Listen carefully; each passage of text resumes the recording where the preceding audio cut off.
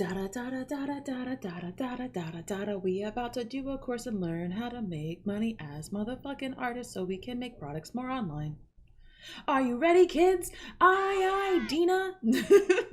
Welcome to a brand new course that's teaching you all about how to turn your art into products and make money. Yay, money!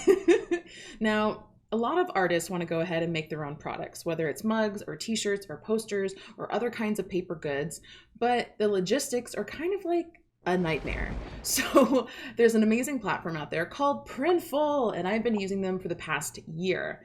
And I just looked at my analytics yesterday, and I've only been selling apparel for the past 6 months, and I've already made over $40,000 in sales.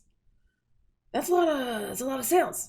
So I've definitely learned a lot of things the hard way, so that way you guys don't have to. And that's what this course is all about. How can we go ahead and use print on demand services like Printful, so that way we can, focus more on the making and the marketing of our products versus the shipping and the fulfillment. So guys, definitely check out printful.com. Look at all the different products and stuff that you can put your art on top of, and you can easily connect it to any major website presence like Squarespace or Shopify or WordPress. I personally use Squarespace, so if you guys are looking more for the technicalities of connecting those two things, Printful has an amazing customer resource for you guys to be able to check out. This course is much more about building an audience, so that way by the time you do launch your products, there's actually someone out there, and hopefully more than a couple someone's there to buy your products. And we're going to get into literally how do we make these products real? How do we take a piece of art that is performing well on Instagram or other social media channels and put it on a t-shirt or a mug or a poster, and for people to want to buy it in the first place? How do we present ourselves online? What do we need to include inside of our stores? What kind of store policies do we need? Like, how can we be just a bit more prepared so by the time we hit that launch button, everything just runs super smooth? And finally, I'm going to walk you through all the marketing tactics that I've tried to trigger what's called an impulse buy. This is essentially creating FOMO, fear of missing out. We're doing this so that way you guys can have a more successful launch. Because initially, when you announce a new product, a new shop, a new collection, whatever it is, you're never really going to experience as many sales as you are when you first make that new thing and tell the world about it. So I want to set you up for success, so that way we can get some more of those dollar bills, y'all. Dun, dun, dun. It's slideshow time. Part 1, building an audience. Because if you make products and there's no one there that knows you exist, it's really hard to sell anything. So I want to make sure that by the time you guys do launch your store, your products, your collection for the season, that you can actually make sales. So I think as a bare minimum, you should have at least 1,000 followers. Now, this could be on any platform that you choose. I'm going to be talking a lot about specifically Instagram because it just works so well with e-commerce. So typically, on average, 1 to 5% of your followers will actually buy something every single month. So I went ahead and put a 3 in there because it's right in the middle. And that's pretty much my conversion rate when it comes to Instagram followers. So right now, this first phase is really just trying to figure out your shit. Like, who are you as a person? And what kind of messages do you want to convey to your audience? How can I see myself in your work? Or how can I see a version of myself that I always wish that I could become? This is essentially trying to figure out who your customer base is. So much more than your demographic and age and location, but more so their interests, and more specifically, the common interests that you share. We also want to talk about some engagement strategies to help your artwork get noticed, so that way you can gain followers on Instagram a little bit faster. Now, with Instagram specifically, and actually most social media channels for that matter, they really only care about 2 things. One is consistency, which is if you're going to be posting 7 times a week, you got to keep at 7 times a week. Instagram is a vengeful bitch, and she gets real jealous if you stop hanging out with her as often.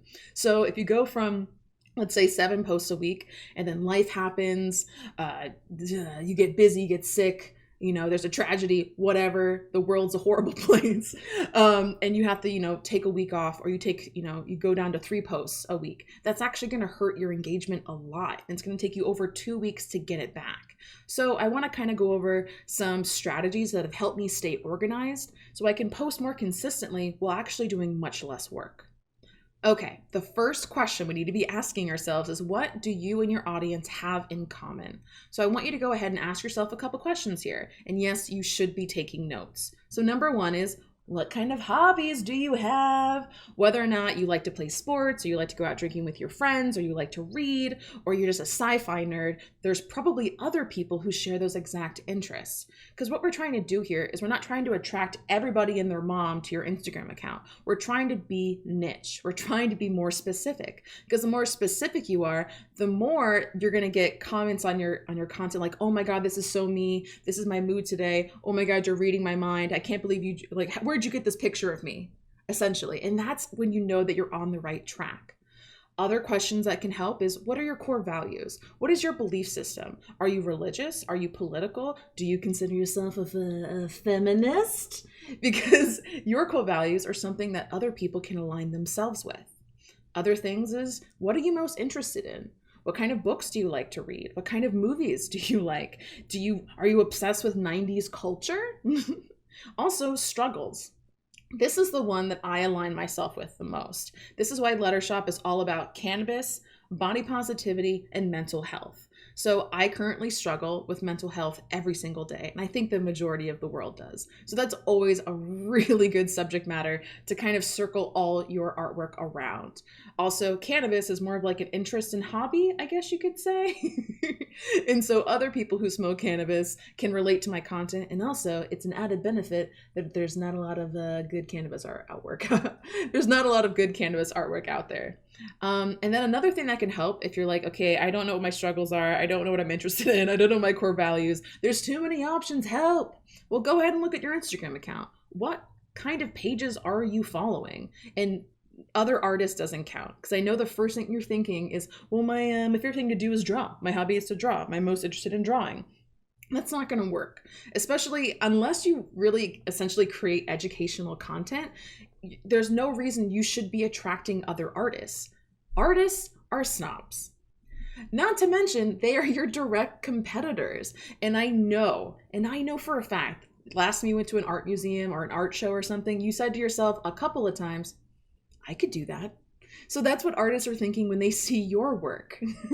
So instead, I want you to try to attract everyday consumers.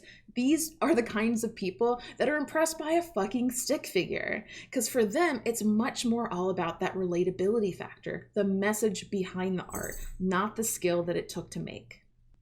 So when we're looking at those Instagram pages that you already follow that aren't artist pages, what is the common interest? For me personally, I followed a lot of cannabis pages. I followed a lot of plus size model pages, and I followed a lot of mental health pages. So it just stands to reason those are the things that I'm interested in. So it's so much easier for me to come up with content that we're aligning with those specific messages.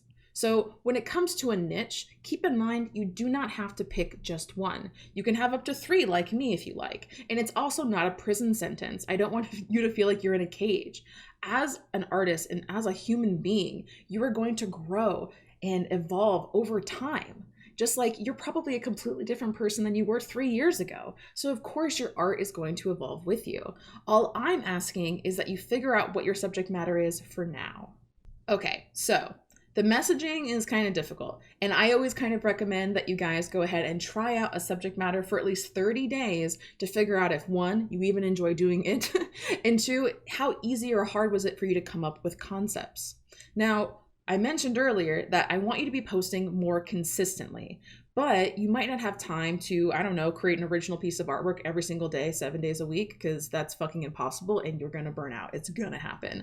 So there are these other kinds of content that we can be producing to kind of put in between our static images, which I essentially is like the final JPEG, the final PNG that you're exporting out of Photoshop or Procreate, right? So let's go over some of our options. We have images, clearly. So the final static image, you're probably already doing that. But Instagram shouldn't be your portfolio. It shouldn't be heavily curated. Your website, yes, Hell yes, that should be curated. But Instagram, that's more of like the behind the scenes. I want to see process shots. I want to see how you made that cool thing. Because think about it. If you went ahead and you showed the process behind every single new piece that you made, you just doubled your content output. Other things we could be doing is lifestyle photography. I'm much more inclined to support my friends and family than I am a stranger on the internet. And also, it's a lot easier to remember faces than it is usernames. So if you start including yourself in your feed, people are going to have an easier time remembering you, and they're going to feel like they're friends with you in real life. So your lifestyle photography, I don't want you taking like pictures of your breakfast or too many pictures of you and your dogs unless you have a subject matter about how much you love breakfast or how much you love dogs. But for me, if I'm specifically about cannabis, mental health, and body positivity, pretty much any picture of myself in any outfit is body positive. Me smoking weed, oh my God, perfect lifestyle photo for my subject matter. And when it comes to mental health, I have good days and bad days. I just share my experiences. It's kind of like a diary. So as long as it has to do with what I like to call your umbrella of subject matter, then it's totally appropriate for you to be able to post on Instagram as well. Now, other things that we have is product mockups and product photo shoots. These are things that we're going to get into in just a little bit in the next section. So stay tuned for that. Now, we also have videos and UGC. UGC means user-generated content. This is content that you're not making, that you're taking from other people that are making it for you. It's kind of amazing. But first, let's focus on videos. So clearly, when it comes to process, it doesn't have to be just a static JPEG of whether that's maybe the exporting the sketch out of Procreate, or maybe you're taking what's called a flat lay photo shoot of maybe you working on your iPad, or maybe you like to work traditionally, where you have, like your pencils and you have all the knickknacks around whatever you're drawing. But we also have things like time-lapse videos. As we know, Procreate automatically makes a time-lapse video every time you're in that fucking thing. So you automatically have an extra piece of content. Boomerang videos, clearly things that move a little bit versus a static image, are probably going to get noticed a little bit more on your feed. And you have that boomerang. I think there's a separate app for Instagram, and also you have that functionality in stories. Go ahead and use that. Even if it's something as simple as you drawing a line and then undrawing the line and then drawing the line and then undrawing the line. Then we have things like flat lay GIFs. These are actually kind of fun to make, and you can make them using Instagram stories, whereas essentially you're making your own kind of stop motion video. Whether you want to go ahead and do a stop motion video of a time lapse of a piece that you're creating, or it's something that's just a little bit more fun and just has a little bit of shakiness to it. Also, I don't want you to feel like you need to hide behind your Instagram. So taking selfies and things are great, and it's a great first step, especially if you're kind of uncomfortable showing yourself. But remember, I want to get to know the artist behind the art. So when you're doing like a talking head video, which is essentially what I'm doing right now, I'm talking and I'm a talking head. And I've actually posted things on Instagram where it's just a video of me talking about a thing. And those videos actually perform really well. When I went ahead and I did this one video announcing I needed new models for my brand, that was one of my top performing posts, and it required no editing and no extra effort. It was just seriously point and shoot. So don't feel like you have to have these crazy, perfect pieces in order to feel comfortable promoting it. It's okay to be a little messy because people are messy. Lastly, we have behind the scenes content. This really can be anything. The behind the scenes of a photo shoot, the behind the scenes of you making a new piece, the behind the scenes of an adventure. Maybe you left the house that day and you're really proud of yourself because you're such a damn introvert. Anything that has to do, again, with your umbrella of subject matter makes sense. So get a little playful with your content. Now, I am by no means saying you have to do all of these things, all of these different kinds of content. Do them all. I'm just saying it's going to add a little bit of pizzazz, a little bit of coolness to your grid, so it's not just the same thing over and over again. And I think we all can agree that taking a picture of yourself is going to take far less time than making an original piece of content, right? Now, UGC, this is something that you could be doing right now, and then also something to keep in mind as you've already launched your shop and people are buying your stuff and they're taking pictures in your products. So tagged photos is definitely something you want to be watching out for. And we're going to talk a little bit later about how you can incentivize people to take more photos in your apparel so you essentially get free photography. But as an artist, sometimes we feel weird promoting anything that isn't our art or ourselves.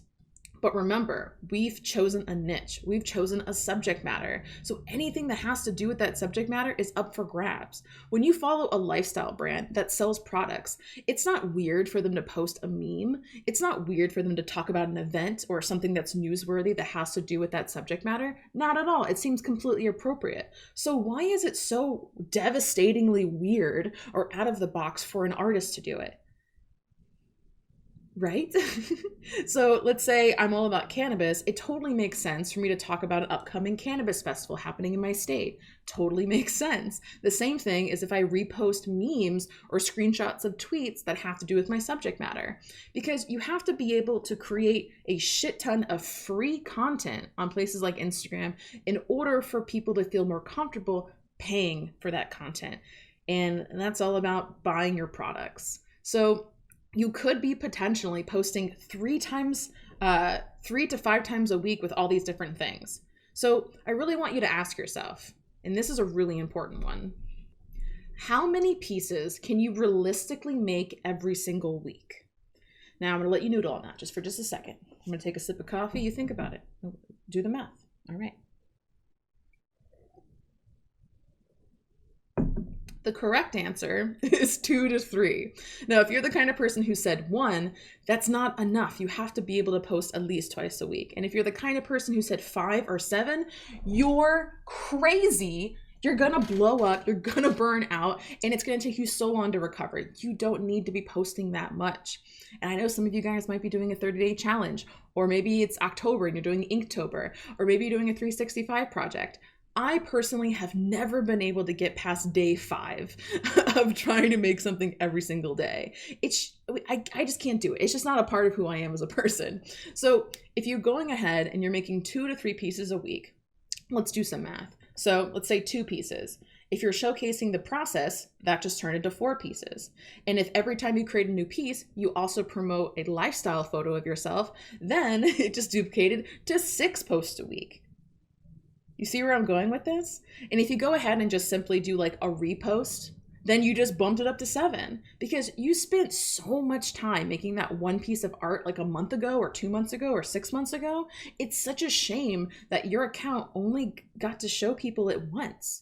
And you have to keep in mind, your engagement on Instagram is so low that as you're getting new followers, they may have not even seen that thing, or even people who are avid amazing fans of yours probably still don't know that things exist. So it's definitely okay to repeat yourself. As long as it's been a few rows, I usually do about 10 rows before I repeat myself, you're totally golden and no one's going to be offended. No one's going to be like, ew, I've already seen this. Like, what are you doing? If anything, they're going to be like, oh, I love this one. Okay, now that we've kind of gone over the different kind of content that you can be creating and some ideas for your subject matter, let's talk about how we can actually make the posts that you're creating on Instagram go just a little bit further. So here's 3 things that every post needs. Number 1, a meaningful caption. I know a lot of you guys hate writing, and I'm going to help you out with some tips, okay? So I want you guys to be thinking of Instagram as kind of like the new blog post, where that first kind of line, 120 characters, that's your clickbaity as hell title, because that's going to convince me to read the rest of your caption. And then I want you to go ahead and reel them in to read more, because the longer that they're actually sitting there reading your caption, looking at your piece, the more engagement Instagram's going to give you, because you're signifying to Instagram, this is good shit. I know writing's difficult, so some things that can help is going ahead and just go back to basic storytelling. Who, what, when, where, how, who, what, when, where, how. And when you're going ahead and you're posting that final, that static, that beautiful full color image, then you should be definitely talking about the why. Why did you make this, and why does it relate to me as a potential customer? If you're going ahead and you're showcasing the process, then it makes much more sense to talk about the how. How did you make it? What tools did you use? What kind of brushes? What inspired you? Talk to me a little bit about how you got from that initial idea to that final rough sketch. Now, 2 is obviously a relatable art image. We need to be able to have the content come first. If your content isn't good and it's not relatable, it's just not going to do well no matter how much time you put in your caption. So make sure that you create a graphic that ties into your subject matter that more than anything is share worthy. Does this piece make sense? If I didn't see that caption, would I be able to get it? Now, this is something that artists aren't always thinking about, because the easiest way to grow on Instagram isn't with hashtags. It's actually by being shared, both in stories and also when other larger accounts repost your work. Now, typically, when you share something to stories, you don't see a caption. And when someone's reposting your work, they might rewrite that caption for you. So you want to be able to have control over the main image they're probably going to share. So depending on what kind of art that you're making, I actually do recommend putting text in your posts. It's just easier to understand. That way I immediately get what this post is about without actually having to read the caption. Now, I'm not saying you have to be like a professional hand lettering artist or anything like that to put text in your actual pieces. This can be your own handwriting, or you can trace a font if you're feeling really nervous about it. But either way, it's just going to help me time more meaning. For example, on Women of Illustration, posts that have text on them perform 3 times better than posts that don't, because of this very reason of relatability. If I go ahead and I have a portrait, it can be beautiful, stylized, you can tell there's a lot of detail in there, but then I have that same portrait and it says something like, never be afraid of failure, it's going to perform better, because you're associating a meaning behind that facial expression, behind that style, behind that color palette, instead of people having to guess what it means. Now, finally, we have hashtags. You should definitely be using all 30 hashtags every single time that you post. Now, there really is no difference between putting it in the first comment or putting it in your description. No one cares. No one's cared about that for quite some time. And anyone who tells you different has very outdated information. I personally just put it in the description because I'm using a social media scheduling app called Later, and I want to be able to create posts weeks in advance. And if I put it in actually the caption, it's able to auto post. So it's not like I have to be awake at 5:30. Let's say that's the peak time that my audience is online in order to add those hashtags to the first comment. So that's my personal preference. Now, when you're using these hashtags, we have to remember, we're not trying to attract artists here, people. We're trying to attract everyday consumers that have the same interest as you do. So instead, I want you to be focusing more on subject matter hashtags. So that way you're kind of like, what does this piece mean? Like, what would I have to type into Google, for example, in order to find your work? So think less hashtag art and hashtag illustration, and think more like hashtag mental health awareness or hashtag cannabis community, depending on what your subject matter is, of course. Now, the exception to this is if you're actually posting a product. Let's say it's a poster like this example, or you're taking a picture of a t-shirt, then I would probably go 50-50. 50% like subject matter hashtags, and then 50% like what is in the photo hashtags, like hashtag graphic t-shirt, hashtag t-shirt style, that kind of thing. Okay, we've arrived at the last slide of this section, which is all about how you can stay organized. So number one is this guy right here. I'm all about that Later app. I just mentioned it. Out of all the different apps that I use, Later is by far the most important thing I need to be paying for my business over anything else that I use, because Instagram is the main way that I gain sales. It's the main way that I even have a living in the first place. It's my advertising channel, and this helps make advertising so much easier. So here's an example of what Later looks like. Over here we have the media gallery, and then we actually have highlighted times on our weekly schedule. These are your best times to post. This is amazing. So if you have a business account with Instagram, you get full functionality with Later, and you're able to turn on best times to post. Because native Instagram analytics, it just gives you hour windows, but this is actually going to be like 9:07, which is much more specific, because Instagram is judging the crap out of your engagement the first 10 minutes that you're posting. So it makes sense. If there's more people online when you post that thing, it's going to get more engagement, and Instagram's going to get a red flag that says, oh my God, this is amazing content. Okay, I'm going to go ahead and show this to more of your followers. So the best time to post and the subject matter are key elements here in being successful on Instagram. But there's so much more to it than that. So we have things like you can preview your grid. So like, let's say you're making content in advance, maybe a week, maybe two, maybe more. You can see what your grid is going to look like in the future. So that way you don't have any weird mishaps of like a selfie next to another selfie or something with a white background next to another white background. So you can have a nice kind of checkerboard kind of vibe to your feed. So that way people can easily scan what you got going on. Another thing, like I mentioned, is it's going to auto post for you. Nothing is more frustrating than having to wake up early to post something on the internet. That is bad.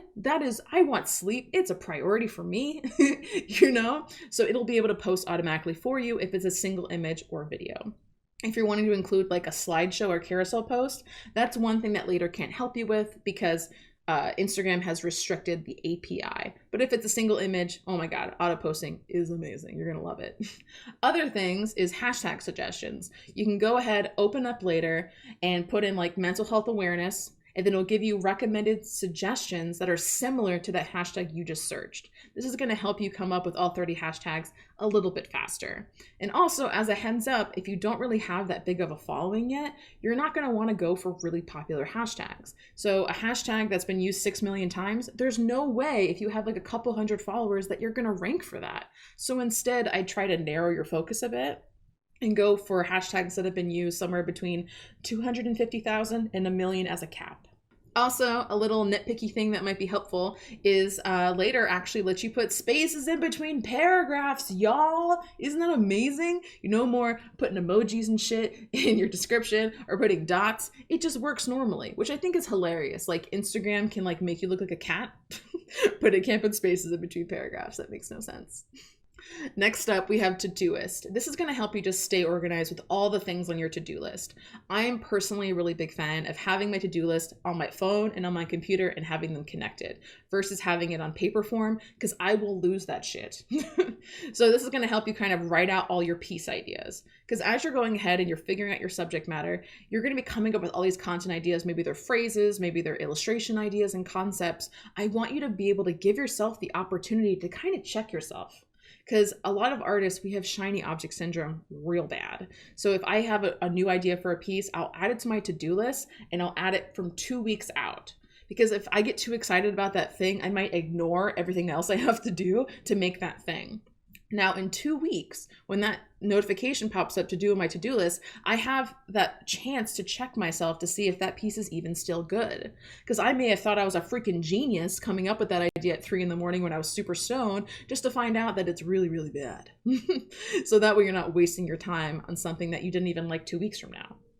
Also, it's going to help you organize your time. You have to be realistic with your time. It's finite. I know you want to do 10 things off your to-do list, but that's not possible. And you're setting yourself up for freaking failure, essentially. And it's going to hurt your self-confidence and essentially your productivity. So I like to stick to about 3 to 4 things a day. And that's me being full-time freelance. So if you have a really hectic schedule, you got kids to take care of, you got a full-time day job, then maybe try to stick it to just 1 or 2. So that way it's possible and you can kind of get that accomplishment high every time you get to check something off your to-do list. Also things is just be realistic. That's pretty much everything at the end of the day. Now, the last thing, this is not something you necessarily need right away, but I highly recommend it if you're taking your freelance business, your product business to the next level. So I want you to go ahead and check out &co. It's and.co. Technically, that's what they like to call themselves. I'm just stuck calling them &co. This is going to help you with everything. It's going to go ahead and help you manage your income. So that way you can make sure that you're making more than you're spending. Because even though Printful doesn't really require any upfront costs, there are still costs associated with making products. Like any money that you spend, like a customer checks out on your website, you have a $40 shirt, and then you have to pay Printful $20. That $20 that you gave Printful is tax deductible. And you damn right you should be keeping track of it because you have to pay less taxes at the end of the year. &Co has this functionality, it's called the in and out system. So it automatically connects to whatever bank you have and even PayPal. So any money that's going in and out of those accounts, it's going to go ahead and send you a notification and you can tell it whether or not it's a business expense or not, and then what category of an expense that it is. This is going to save you time. You don't have to take pictures of your receipts anymore and upload them and use a scanner and all the things. It does it automatically. This is so helpful. So that way you can see if you have a healthy business or an in the red business. Other things that it does aside from that is it's going to go ahead and have it income and proposals and invoicing. So this is great, especially if you're wanting to do wholesale orders. You can easily send invoices out to people to pay up front, so you can go ahead and make a bigger bang for your buck. And yes, Printful is definitely the kind of thing that you can be doing wholesale in the future. And we'll talk about pricing and wholesale in a little bit later, but just want to tell you, it's totally possible, baby. And also, as you're making products, like you also are probably doing client services and, making logos and graphics and illustrations, editorial, packaging design, all these different things. And you should be sending out contracts to these clients in order to make sure that you guys are on the up and up with your business. And it includes that functionality as well. So that way, when you send that contract to that potential client, they can easily sign it online. And finally, it's going to track your time. So that way, whether you're working with a client and you want to be really careful of how many hours you're spending, or if an entire week goes by and you just think to yourself, I have no idea what I did this week, man. I literally have no idea. If you track your time, it'll help you kind of figure out, okay, I'm a little slow here, I was really fast here, and that's going to help you manage your time in the future so you can have more realistic expectations. Oh my God, we did it. That is phase 1 of this course. It's all about messaging and getting engagement on Instagram. So as a reminder, I want you to go ahead and as a homework assignment for the next 30 days, I want you to figure out 1 to 3 subject matters that you are going to stick to. These have to be subject matters that are relatable for you. Don't try to be the version of yourself you wish you could become, because that's fake as hell, pretty much. Instead, base it off your interests, your hobbies, your core values, and your current struggles. Because if you're having those things, other people are going to be able to relate to them as well, and it's going to be easier coming up with content. Now, I mentioned earlier, one way you can figure out what a good subject matter is what Instagram accounts that you follow. These accounts can actually help you mine content. So what I mean is, let's say that your subject matter is mental health. There are so many curated websites out there that go ahead and they gather screenshots of tweets and memes and art all about mental health. This is going to help you come up with ideas for your own brand. Now, I'm in no way saying that you should just steal people's stuff, but they should, help you get a light bulb coming off at you. So that way you can, use your own words and come up with your own strategies. But it's a really good place to start in case this whole sticking to one concept thing is kind of difficult for you. So I want you to go ahead. Remember, we're posting twice a week. We're posting 2 new pieces a week. We're showing the process. We're going ahead. We're using Later to help organize our time and kind of plan for the future. So if you're the kind of account that only has maybe a couple hundred followers right now, I actually really recommend that you take a break from Instagram and you focus on just making content. So that way, when you come back to Instagram in maybe a week or 2, you have 2 weeks out already planned. So you have a bit of a buffer. That way, when life inevitably happens to you, you're prepared and your consistency doesn't suffer because of it. So I hope this course is sounding exciting. Stay tuned for phase 2. Oh yeah, it's part 2 time. Doing part 2 about how to make your products real. All right, so we went ahead, we talked about the first step, which is all about building that audience. So that way, by the time you launch, there's people who's actually gonna buy that stuff. So part 2 is really just how you actually can make money with Printful, because it's the best gambling ever. Essentially, can you imagine if you just went to a store and every single time you gave that store $20, they gave you $40. That is what Printful is. And I mentioned this before, but just want to really drill this in hard, is Printful costs no money to start. Because you go ahead, you create a website and a storefront, whether you're using Shopify or Squarespace, it's available for Etsy or Amazon stores. There's a lot of different websites that Printful can easily connect to. And when that person makes that purchase, you get that money. That's your money. And then Printful gets notification and is like, okay, this shirt that you charge $40 for, we're going to charge you maybe 12 or 15 or 20, depending on what the cost of that print is. And then they're going to go ahead and print it on demand for you, and they're going to ship it for you. So essentially you can just focus on the making and the marketing all on your own. This is amazing. So you don't have to worry about inventory that you have to like somehow give away to somebody. You don't have to worry about having to have like weird sales at the end of the season to have to get rid of anything. You don't have to worry about storage. Maybe you live in a very small apartment like I do, and having like hundreds of shirts and posters and things, just you don't have room for, and you can't clutter up your life like that. This is a really good resource for indie artists, for people who are just starting out and have very little money but are very excited about creating their own products. Because there are other services out there like Printful, but I've done a lot of research, and out of all the different ones, Printful is the cheapest and also has the best quality of products. So we're going to go into how you can choose what art that you're putting on your Instagram account, and how do you decide what to turn into a product and what makes sense. Then we're going to get into how to price and describe these products so that way people are more inclined to buy them. We're going to get into good product photography. Product photography is probably, aside from the actual design that you made, the most important part of building products. Because if I don't get it, if I don't know how it looks, if I don't know how it feels, if I don't have a good example of what this item is going to look like in my life, I'm not going to buy it. So this is why I'm actually really against mock-ups, because they don't always do that product justice. And then last, we're going to get into some of my favorite products. It's my favorite products on Printful that I've already beta tested for you. So you don't have to worry about like having to spend a lot of money on samples. They already have that Dina stamp of approval. So how do we actually choose what pieces we turn into a product?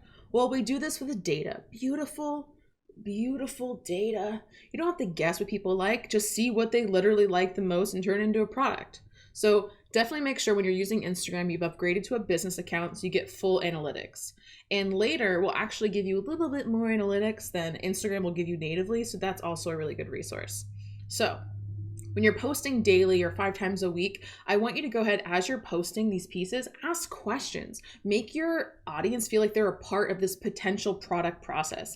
And yes, the day that you've decided that you want to make products, tell people about it. Start building up that hype, even if that product launch is months away, because you have to kind of repeat yourself a lot on the internet for people to remember you, and specifically remember that one thing that you're trying to let them know about.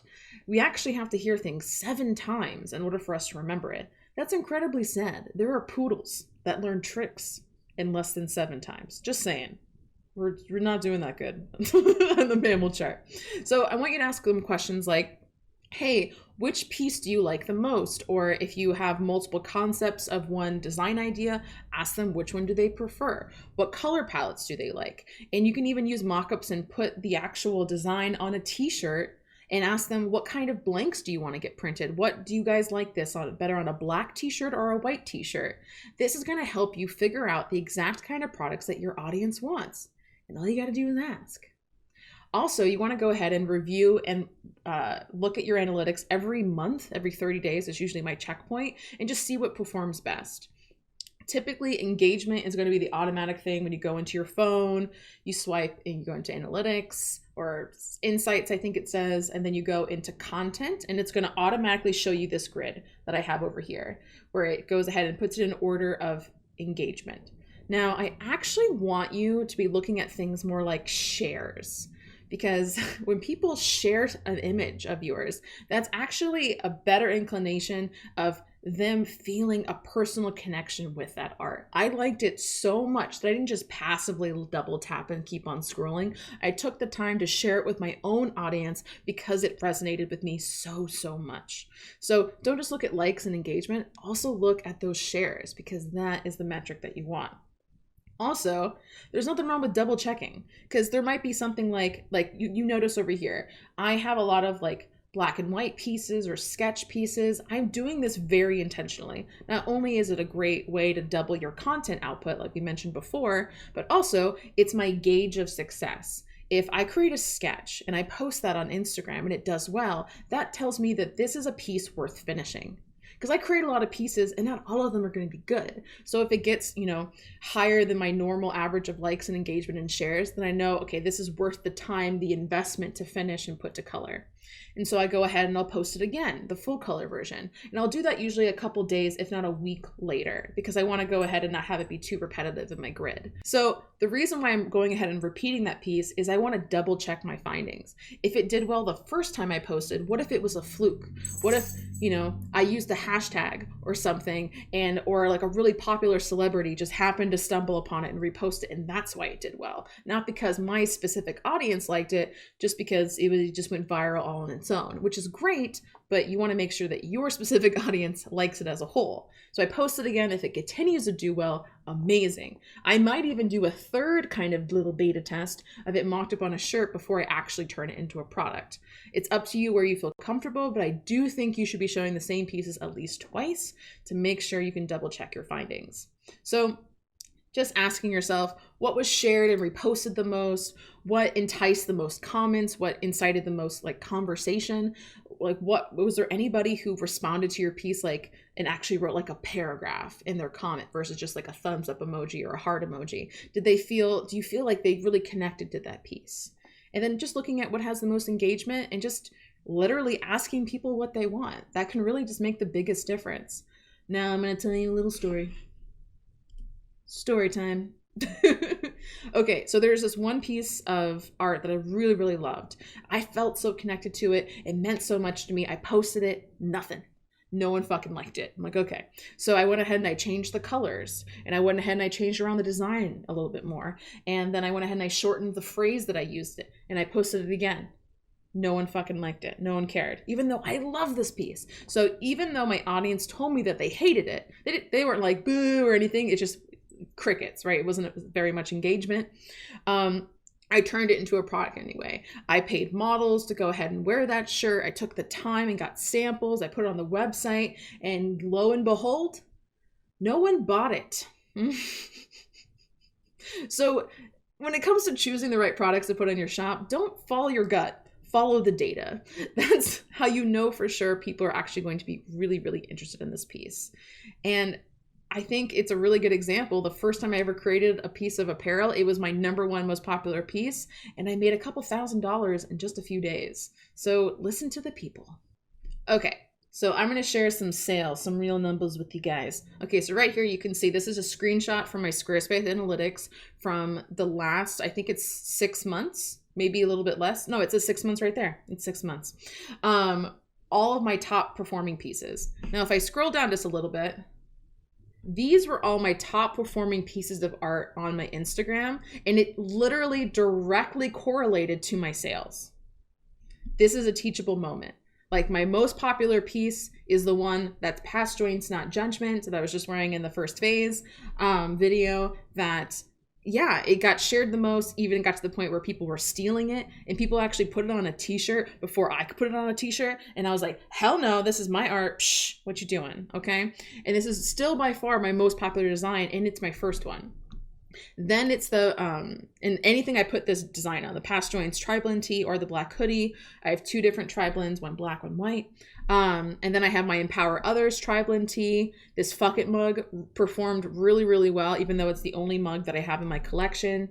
And then I have my Courage Over Comfort t-shirt, which is much more of a newer design that's still doing pretty well. And then my Cannabis and Coffee kind of day. So when you're going ahead and you're choosing these designs, right, the sales are going to correlate. But then further down the road, keep paying attention to what pieces of content and what sales are doing the best. Because this is going to tell you, okay, well, if people really like this, fresh out of fucks design, then maybe I should put that on other products. Because if they liked it on a mug, they're probably going to like it on a poster. They're probably going to like it on a t-shirt. And I'm actually working on putting this on a sweatshirt really soon, because it's fall currently as I'm recording this, and people need to stay warm and be fresh out of fucks at the same time.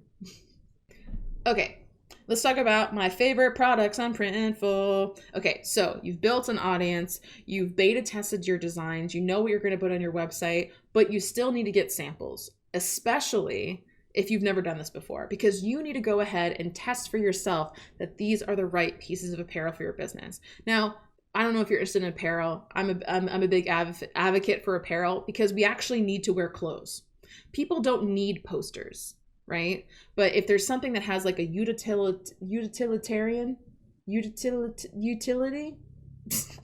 If something actually has something that you literally need to use, like if you want to drink coffee, you're probably going to drink it out of a coffee cup. You got to wear clothes, you might as well wear my clothes.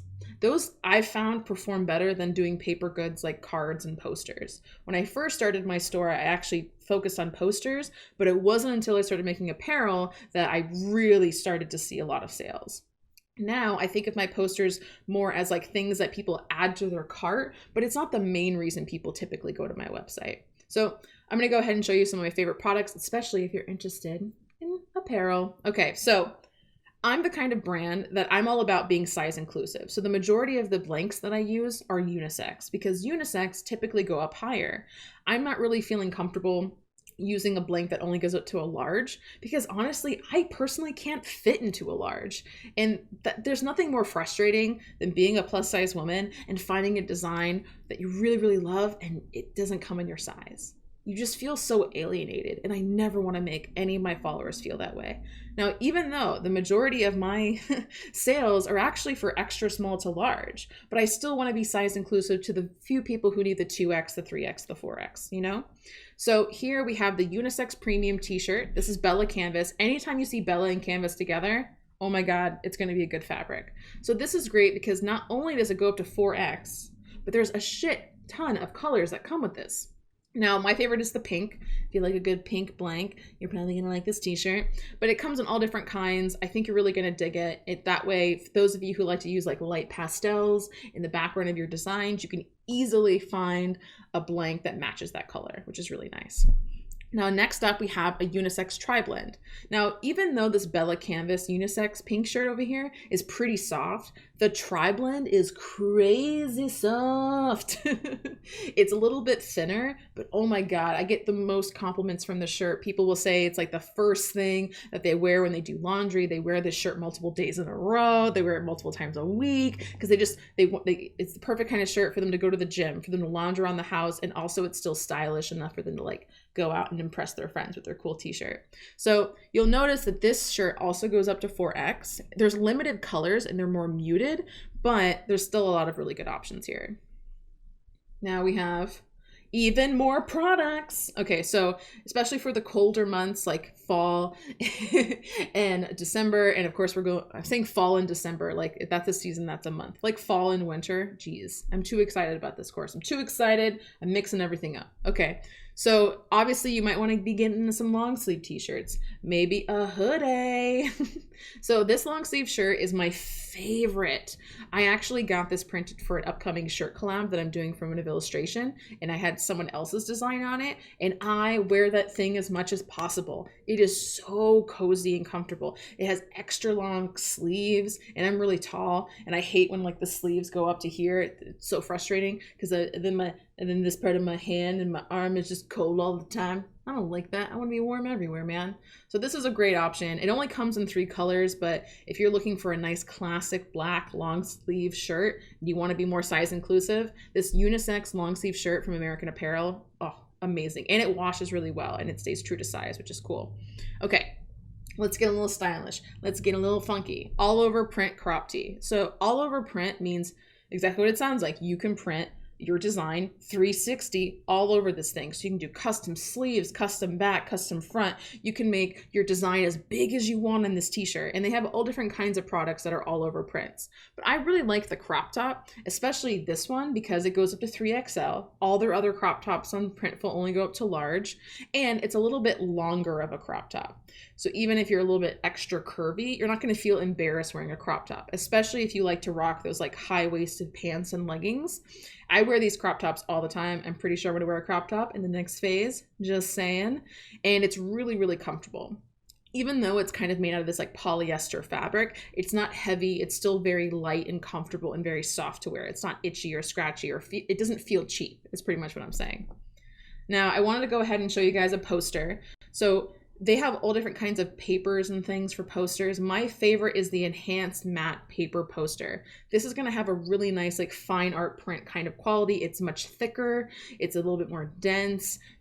It's smooth, but it's not glossy, which I think is is my personal favorite way to present a design, is when it's matte and not like a cheap paper shiny poster type of thing. Now they do have this particular item. Don't get confused. They have it in inches and centimeters because they want to be able to talk to the UK and the US market. Now I made the mistake of going ahead and using the centimeters version, and it just confused the hell out of my US customers where they couldn't find frames that were in the right size for these posters. So I highly recommend you guys stick to the inches so people can go to like Michael's, eBay, Amazon, like Target, any major, like Walmart, any major company to be able to buy a frame for your poster. And also I get asked this question a lot, which is, should I sell framed posters from Printful? And I think the answer to that question is no. Their frames are shit. Do not buy their frames. And also, most people want to buy their own frames because they want to match the decor of their home, which is essentially what they're doing when they buy a poster. They're usually trying to stick to a color palette here. You don't want to choose that for them, and Printful doesn't have a lot of options. I think it's just a black thin frame. And also, it's a lot cheaper to ship something that's rolled up in a tube than it is to have to ship flat a framed poster. And they have all the main sizes. My favorite is 18 by 24 because it's the easiest poster size to be able to find a frame for. Now, this hoodie, they have a couple different hoodie options. I like this one, again, because it's size inclusive, goes all the way up to 5X.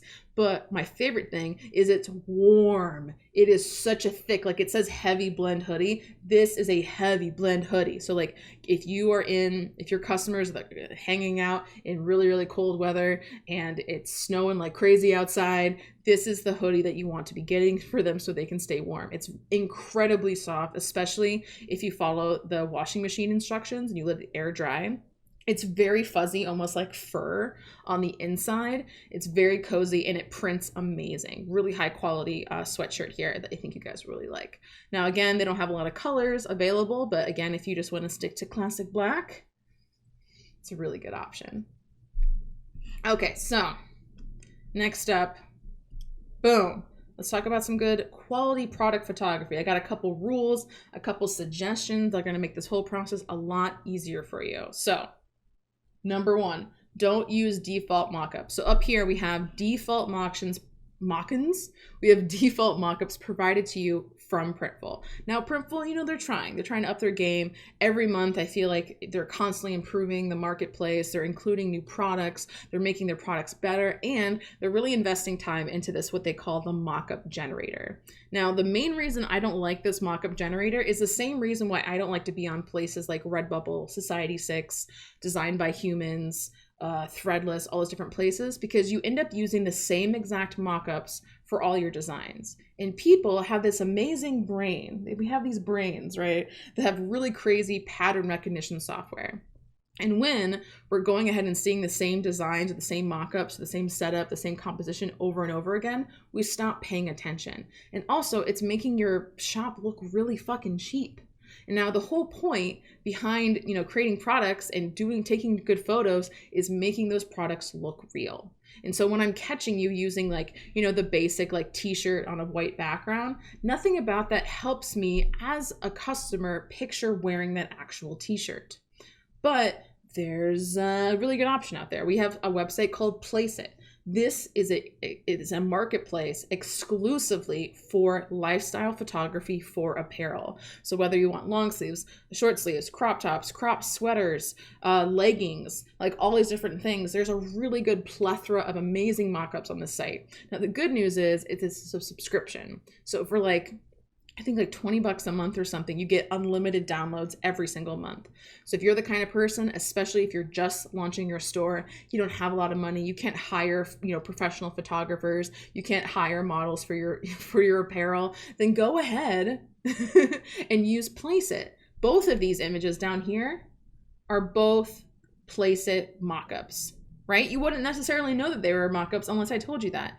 And another reason is they don't look like mockups. They don't look like, basic bitch white girl smiling a little bit too bright with an overly white background or anything like that. We have women of color. We have plus size women. We have women smiling. We have different positions. You can also find the same model with different mockups, so that way it looks like you actually hired a model on your product page. This is a really, really great option. And I've been using this more recently because, you know, if I don't have that big of a budget that month for photography, I can easily just go to my go-to, place it, and still be able to launch that product and put it on my website.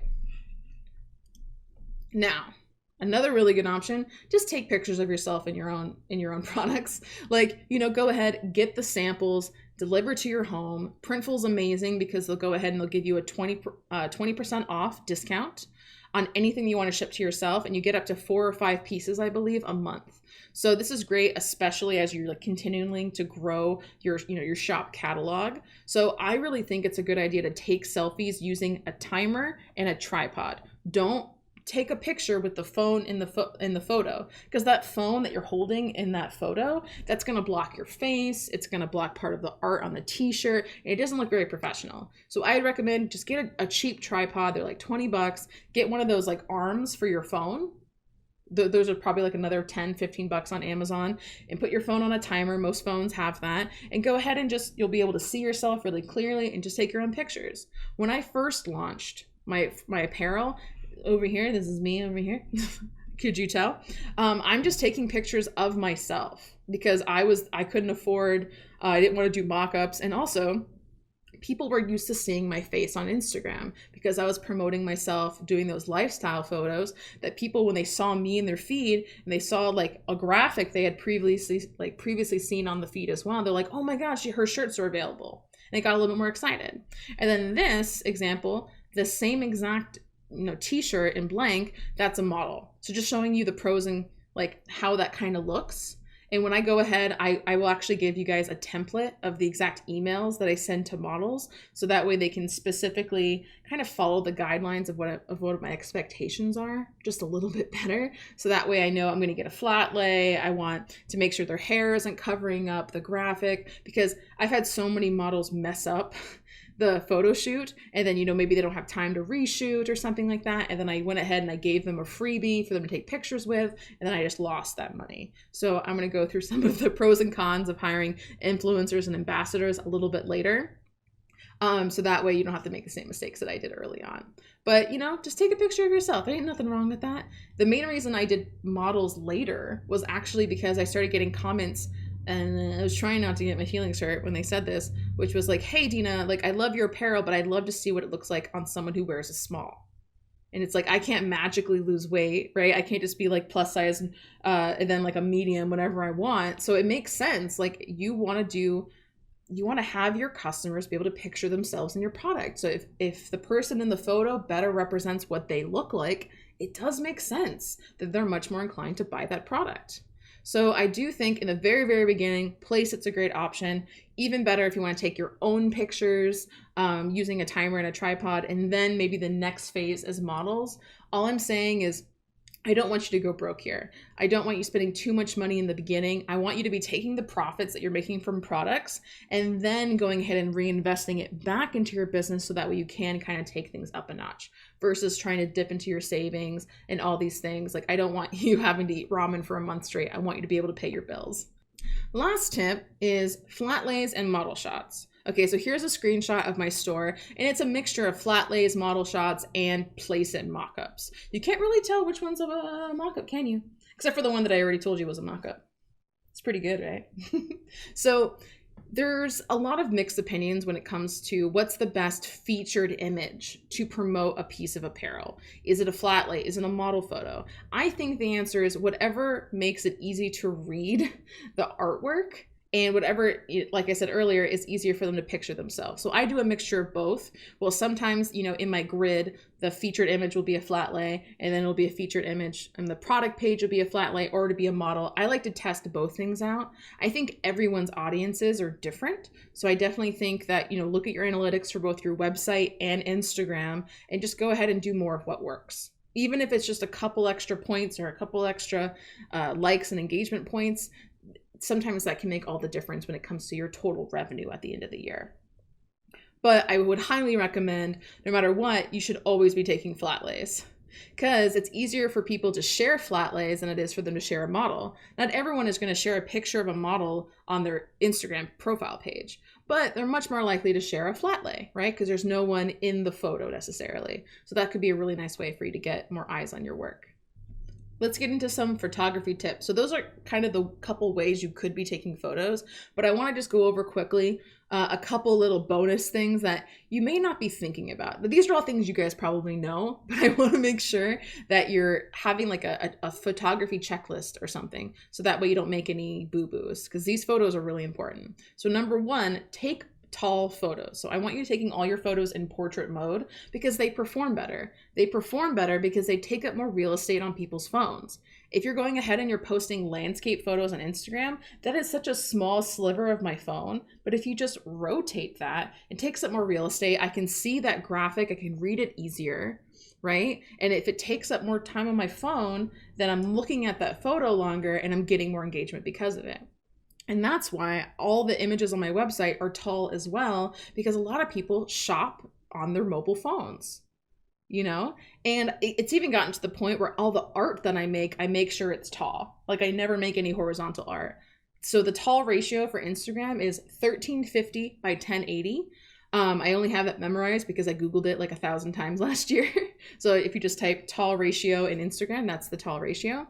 And what I'll go ahead and do is every time I open Photoshop to make a new piece, I'll type 1080 by 1350. And then I'll go ahead and I'll, multiply that for like, 12 by 16 or something. So it's a nice big size. Clearly that pixel ratio is a little small for phones, but for like a t-shirt or something, or like a poster, you want it to be really nice and big. So I always have all my work in that same ratio. So it's perfect for Instagram. That also really works on my website. Okay. Good quality lighting, guys, is a must. You might have kind of a dark apartment.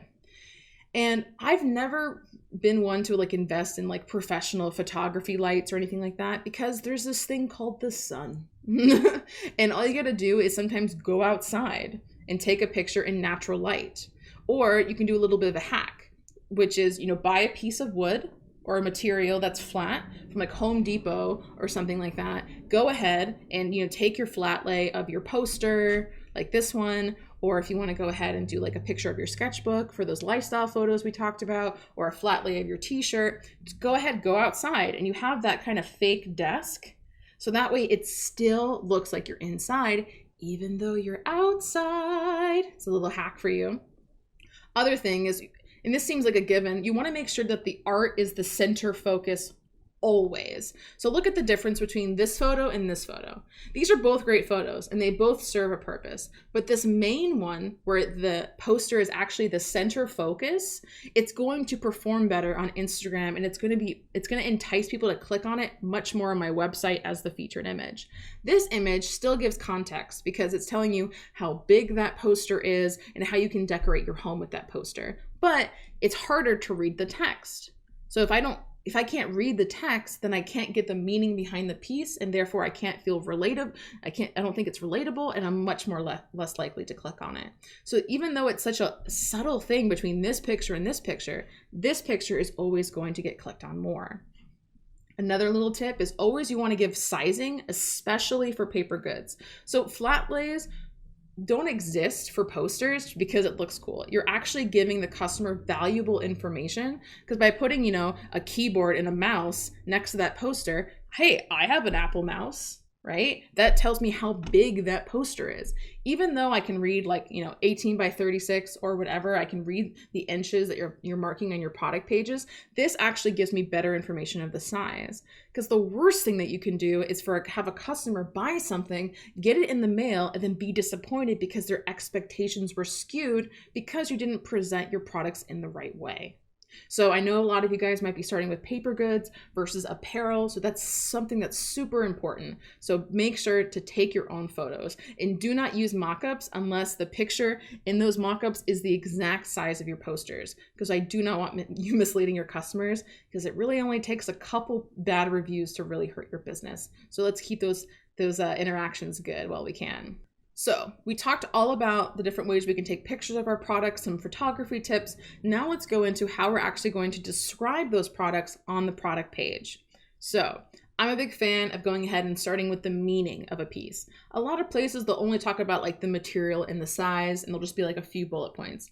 I think you're really missing out, because you have to keep in mind that person who's buying that product may have not come from Instagram. Maybe they didn't see the meaning beforehand of that piece. And typically one of my favorite comments I get is, like they'll be on Instagram, they'll see the piece, and then they'll leave me something like, wow, I really love this image, but then I read the description and now I'm obsessed with it, because it's another way that you can better connect with your audience. So it doesn't have to be crazy. I actually just put a smaller version of the meaning behind the piece that I do on Instagram. I actually read a couple paragraphs here. You can see it's only like a paragraph and a half essentially, because I want them to feel connected to the meaning behind the work, even though we're on the website and not on Instagram. Don't be afraid to repeat yourself. There's nothing wrong with it. Now, another thing is we want to include things like the material and the size, but we also have to include shipping and packaging, your payment options, and your refund policy. Pretty much think about every single possible question that your customer has when landing on your product page. If they don't see the answers, then they are not going to click the add to cart button. They're probably going to have to reach out to you and ask you a question. And then by the time you return and answer that question, you may have just lost that customer. So go ahead and include that on every single page, instead of just the material and size. So shipping and packaging, tell me how long I can expect this piece to take to me. If you're doing print on demand with Printful, then it's probably going to take 2 to 3 weeks. Some items actually ship from like other countries, so it could take longer, especially things that have print, like the crop top that we looked at earlier. That is a custom cut and sew kind of piece. Just like leggings, anything that has a print all over design, what they're actually doing is they're printing it on the fabric directly. They're cutting it and then sewing it and then sending it to you, so instead of just, simply printing a graphic on a blank t-shirt. So those items will take longer to get to the customer. So we really want to set up expectations, because nothing's going to mess with a consumer more than it being like 2 weeks since they've made a purchase. You didn't tell them how long it was going to take, and you're getting all these angry emails because people are wondering where their stuff is. That's not a very good impression, and those people are very much probably not going to be a return customer. So we want to be able to include shipping and packaging. Packaging, just telling them like, how are you packaging this item? Is it safe? Is it going to get bent in the mail? Is it going to get wet if it's rainy season? Something as simple as, if it's a poster, tell them that it comes in a cardboard tube. If it's a t-shirt, tell them it comes in a water-resistant poly mailer. So that way they have that expectation. Now, payment options, depending on what kind of website you're using. I know Shopify automatically goes ahead and shows you like an image of all the different credit cards that they accept from that platform. For Squarespace, I literally just write easily pay via PayPal or any major credit card, because I don't want them to have to check out in order to know this stuff. I want them to have this information up front, because then they're much more likely to add to cart and actually make a purchase instead of abandoning their carts. Most websites will give you analytics telling you something called an abandoned cart rate. So that's something you need to be watchful for. Last thing is your refund policy. So Printful is going to help you and not help you in this regard. So let's say that a customer orders something, it's a t-shirt, and that t-shirt arrives damaged. Maybe they dropped the ball, it printed weird, or maybe it did get damaged in the shipment over there. All you have to do is get pictures from that customer, which they're more than happy to give you, and they usually do it automatically, and then submit what's called a problem report on Printful's end and include those pictures. And Printful will go ahead and either give a full refund for that piece, but usually what I go for is they send out a new one at no charge to you or the customer. This is really nice. Just make sure that your customer is like the day or the first couple days they get it, that they let you know, because if they wait too long, you miss this window, and then Printful won't be able to recoup your losses.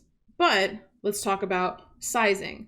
Let's say they buy a medium, they didn't really look at the size chart, and it turns out it's too big or it's too small. With Printful, you can't really do exchanges because it's print on demand. That specific item was made for you. So that's why it's so important that you include the sizing guide information that Printful gives you.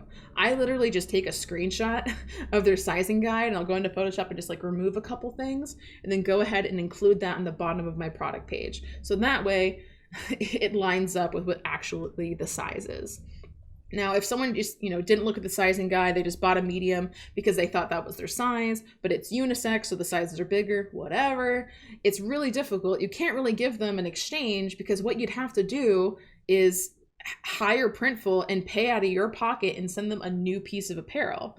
There's no way for them to send you that piece back, because what are you going to do with it? You didn't include a return shipment label in the package because Printful doesn't offer that service quite yet. And also, where are they going to return it? Is it going to get returned to you in your apartment? Printful's just going to throw it away. So what are you going? So it doesn't really make sense. So that's one boundary you do have to set up with your customers. So that way, that's something to be prepared for. So I definitely always include like, hey, double check, like look at the size requirements before you make this purchase because exchanges are not available. Just set that expectation up front. Okay, last part of phase 2 of making your products real is all about pricing. Now this can get a little bit complicated, but I'm going to kind of simplify this for you a little bit. So one thing to keep in mind is different sizes of different apparel, especially, and obviously different size posters and things are going to cost different. Someone who's wearing a 3X, that's going to cost more than someone who's buying an extra small. More fabric equals more money. Now, this is up to you how you want to charge. Some people will just go ahead and have different pricing in their shop for different sizes. I personally think that's really unfair, especially since I'm a size inclusive brand. I think it'd be pretty messed up for me to have to charge you more money because you weigh more. So instead, what I go ahead and do is I look at the biggest size, and then that's the bulk price that I use for all of my products. Also, another thing you should keep in mind is taxes and VAT. So these are additional kind of charges that you'll get from Printful depending on where that customer is located. This is something legal on their side of Printful. They need to make sure that they're charging you, the artist, so that way they can cover all their expenses. So keep in mind when you're trying to figure out, calculate your pricing, you want to make sure that you start with the printing costs. Again, we want to go to the biggest size, and then we want to include about $5 on top of that to cover any potential 6% tax or any VAT fees. Then we want to go ahead, do you want to include the shipping price in the retail price, or do you want that to be extra when they check out? This I'll leave up to you. I personally have chosen to have shipping charge at the end when they're checking out, depending on where they're located. But some people will go ahead and include another $5 fee in the initial printing fee of everything. So that way, when they check out, there's no barrier. Because I've read up on this a couple times. The number one reason why anybody will abandon their cart is because they were not expecting that shipping fee. Because you might be in your head, okay, I'm going to spend $55 on this t-shirt. Maybe you're saving up for these $55. I've actually got a couple comments like that from people like, oh, I'm getting paid next Friday. I've been saving up to buy this shirt. I'm wanting it forever. And then they check out and they see there's a $5 shipping fee. They're like, shit, like I only saved $55. I can't possibly spend another $5. And then they abandon their cart. But if you include that in the retail price, then you don't have to worry about that. But you need to weigh the pros and cons. It's going to make, obviously, your item more expensive. So we have the printing costs, we have the taxes and VAT, and then we have the shipping. Those are your expenses. Now, all of this might sound kind of expensive from Printful. If you look at this example here, for me to be able to print on a tri-blend t-shirt, there's a print on the front that takes up a big size, and then there's a small letter shop logo on the back. That, with an extra large, almost costs $20. That might seem expensive because some t-shirts, when you buy them at a store, cost $20. But you have to remember, these are being printed on demand. So it's going to cost more. It's not like it's screen printing and they're printing the same design on multiple t-shirts. If you were to do that, your cost would be significantly lower. But remember, with print on demand, there is no upfront costs. So you need to charge more for your t-shirts. Now, I personally was really, really worried when I first started using apparel on Printful that I was charging too much. But it turns out that I ended up charging even more. Like, I think I started charging about like $30-something per t-shirt. And then eventually I wanted to do wholesale. So I had to charge more so that way I can actually make a profit selling to wholesalers so they can make a profit as well, because that's the whole point. And so now I'm charging almost $45, $50 per t-shirt. And you would think, oh, you're not going to get any sales. It's too expensive. But I'm still getting sales. And I think that's because of the value perception. When you're making something from scratch, like an illustration, like the artist that you are, it has more inherent value than a t-shirt that just has some sort of phrase in Helvetica. So if you're going ahead and you're taking the time to invest in like model photography, you're doing a really good presentation of your brand online, on your website, on social media, it makes sense that your shirt's more expensive. And also something that kind of gives me solace is like YouTube stars, people who have millions of subscribers. They'll go ahead, use a print on demand service, take like a sweatshirt, for example, just put a very tiny logo, just like right here, and charge like $500 for it. They're using the same services that we are with Printful, but they're charging so much more because of that value perception. So the $45, that $50 isn't sounding that crazy expensive, especially since you're paying more for a high quality, t-shirt that's, soft and it's really comfortable. So people are going to want to wear it more often. And then also, if the more places that you're printing on the front and the back, it's going to cost more. So these are things you have to keep in mind, and there's nothing wrong with it.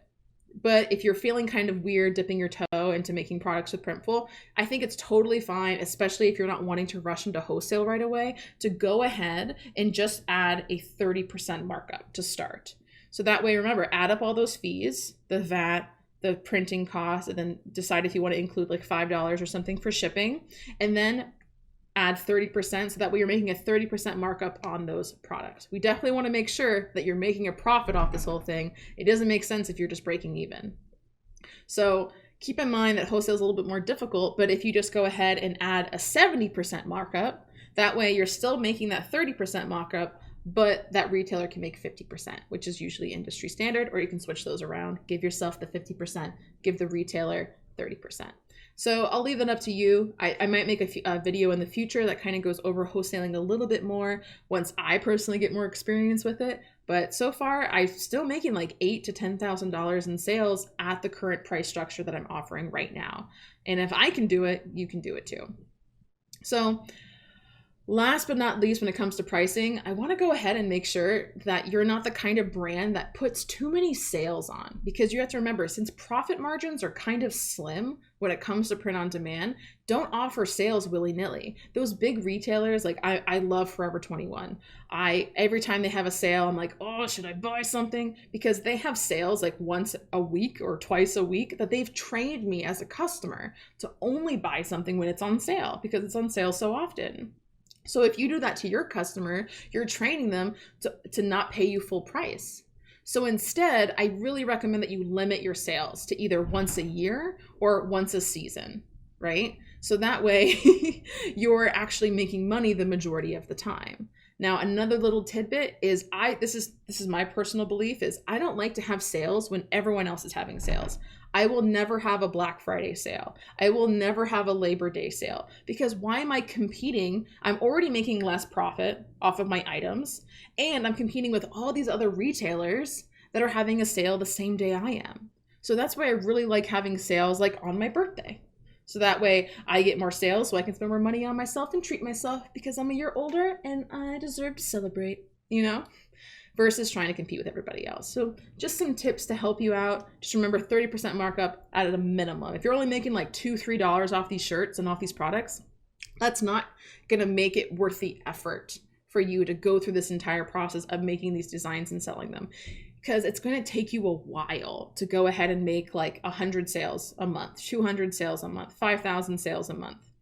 And unless you're making like that many sales, it really doesn't make sense to limit your profit. So definitely go higher than just a few dollars, please, for your sanity and your wallet. People will pay it if you can prove that you're worth it.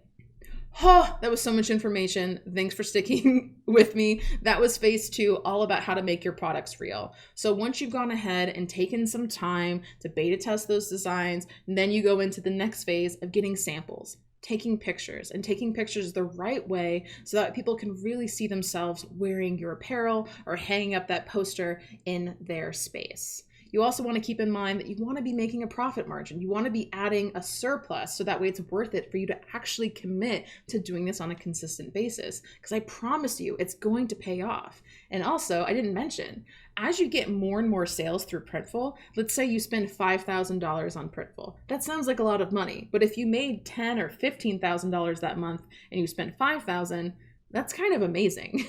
So if you spend more than $5,000, Printful will give you a discount. They'll give you 5% off everything. And then the more and more money you're spending with them, the more and more discount you get. And also more recently, Printful just announced bulk pricing. So if you want to go ahead and get 30, I think it's 30 is the minimum of a specific blank or a certain poster, they'll give you 30% off.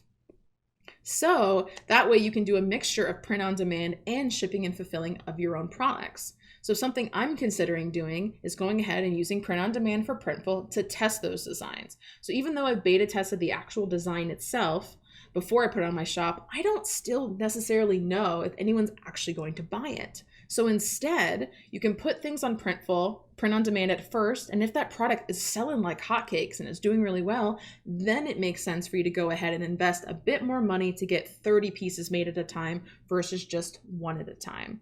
And Printful also lets you have warehousing. This means if you want to sell enamel pins or maybe really cool holographic stickers or something that Printful doesn't offer, you can actually ship those things directly to Printful for them to go ahead and keep in their warehouse. So that way, when that order comes through your website, you still don't have to worry about shipping or fulfillment. It's a very small fee for them to be able to take care of those things for you.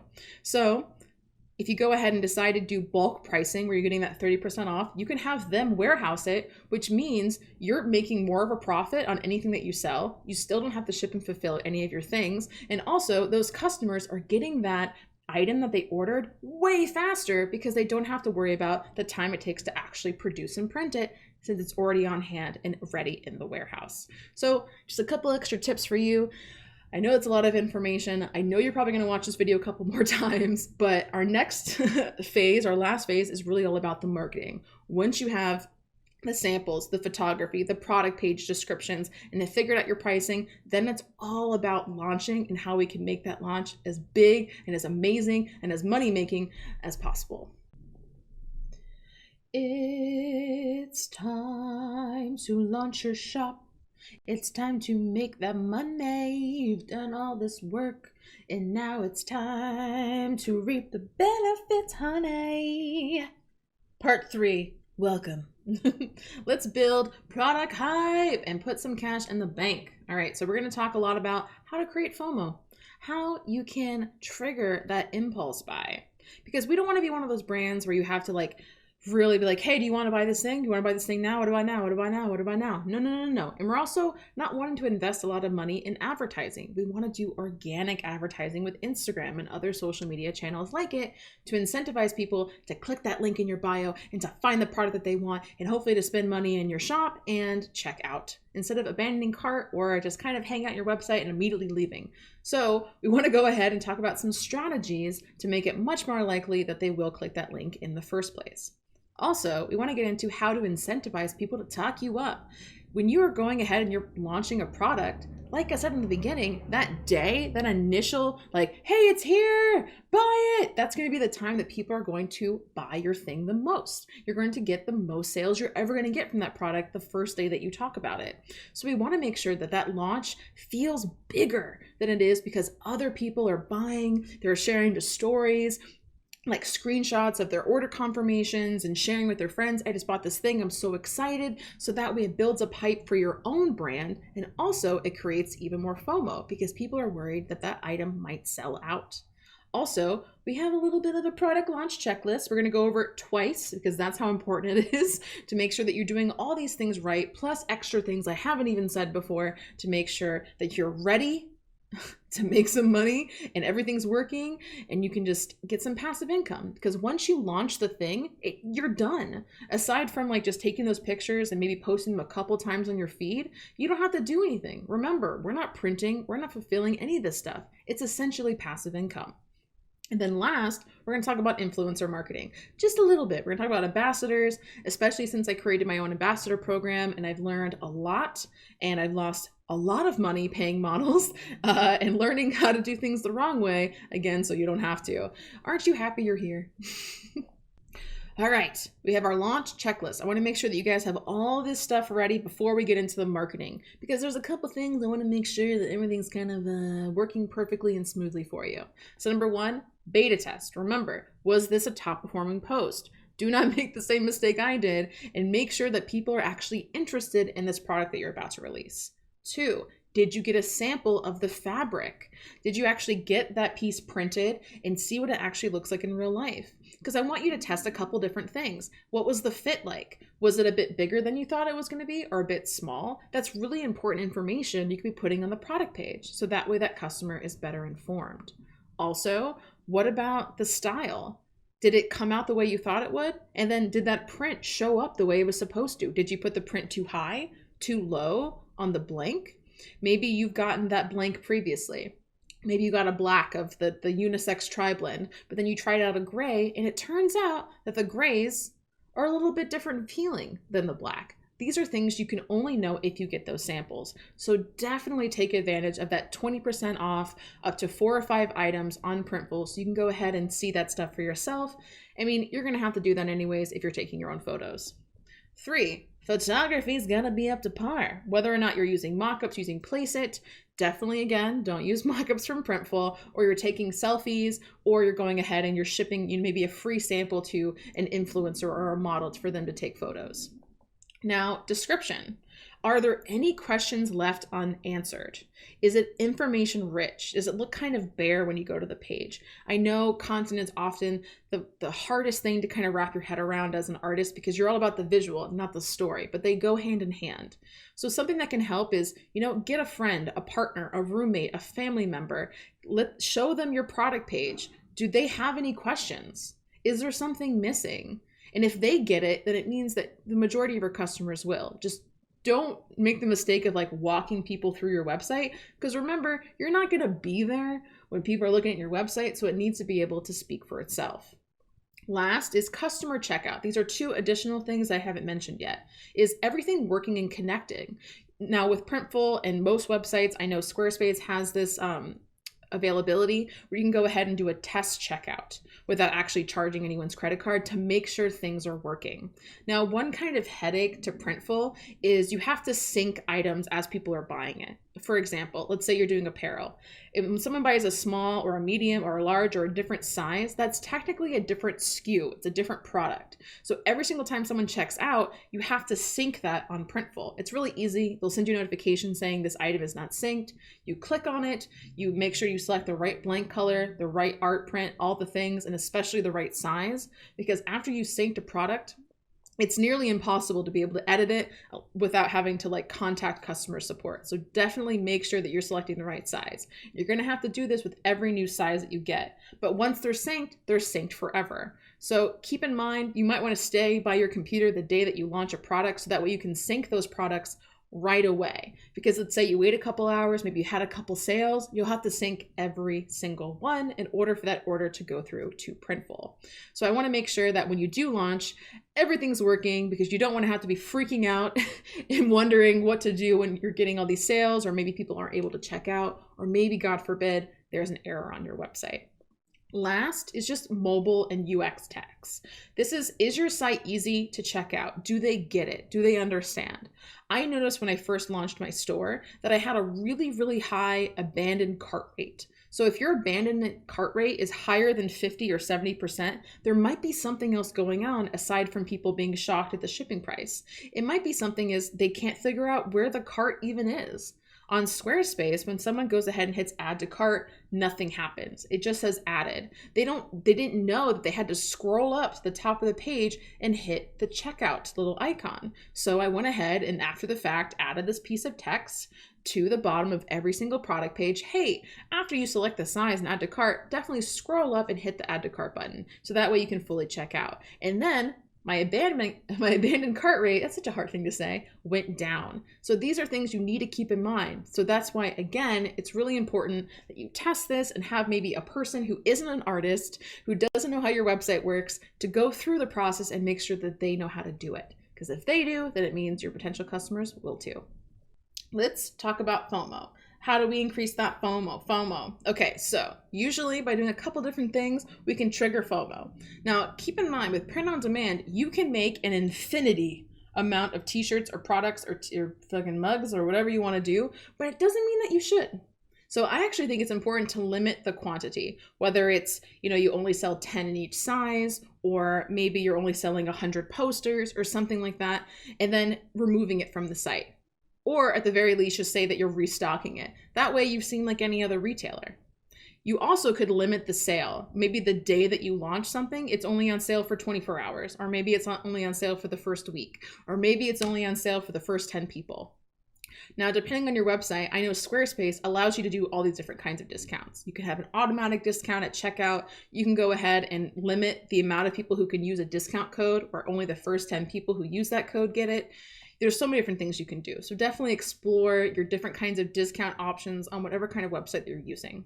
Also, you can do a limited bonus. The first 20 people who buy this item get a bonus enamel pin. They get a bonus sticker. They get a bonus something. So that way, the value perception is they're getting this extra thing for their money. So it's all about making that customer feel like their money is going further and they're getting a one-of-a-kind item, even though it's not really that one-of-a-kind, unless you make it, I guess. Another thing that I did is you can make something newsletter only. The day that I launched my apparel brand, this image right here is when I had hair, and the first design I ever created was my Past Rains Not Judgment t-shirt. I put it on a hoodie and I put it on a cream tri-blend t-shirt.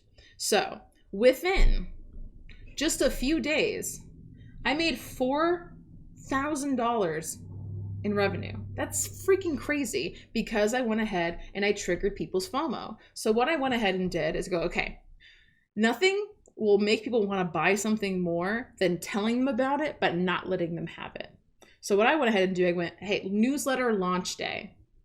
Only 10 available in each size. I give them the sizes, and then I tell them about my newsletter. Like, hey, if you guys want to get early bird access to these pieces that launch in an hour. So even if you're already on the newsletter, you still couldn't buy the t-shirt right away. You had to wait an hour after I posted it. So like, look at all these different things that I'm triggering. It's on sale. It's first come, first serve, and also it's limited quantity. So that way it could possibly sell out before the public even gets it. And 2 sizes did sell out within the first couple hours of this going live. It was kind of crazy. I wasn't expecting that. I was just trying to trigger FOMO, and I had no idea what I was doing. I was just guessing. It was cool that it worked.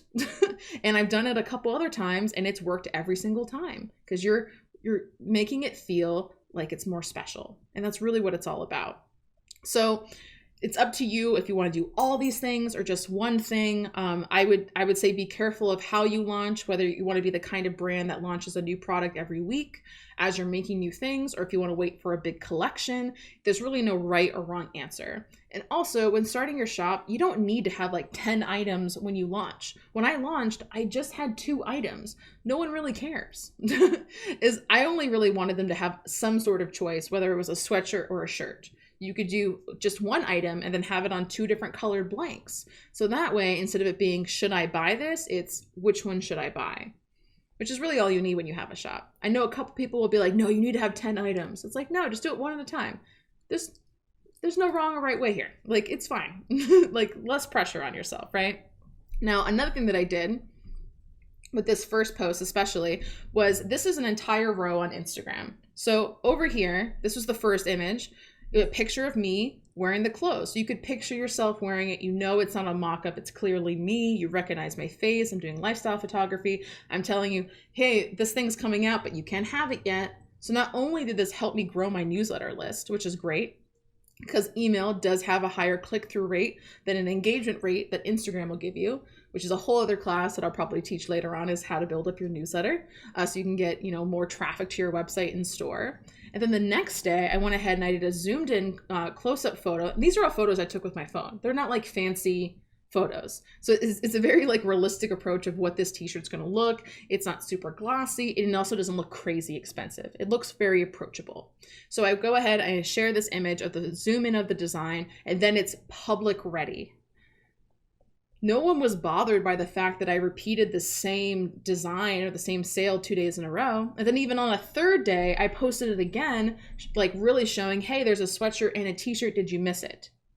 Now, especially if you're launching your store for the first time, or if you're launching a collection, I think there's absolutely nothing wrong with kind of repeating yourself a couple times days in a row. Now, I wouldn't recommend this if you're going ahead and you're launching a new product every week, to go ahead and post multiple times on a feed, because that could get quite annoying after a point. But if it's a big enough deal, it's totally fine to repeat yourself. So just a couple things to keep in mind. Okay. Now, you've gone ahead, you instilled a little bit of FOMO, you've limited some things, you've talked about it. Now, keep in mind, by the time that you actually launch this thing, okay, I need to go in full screen mode. This is important.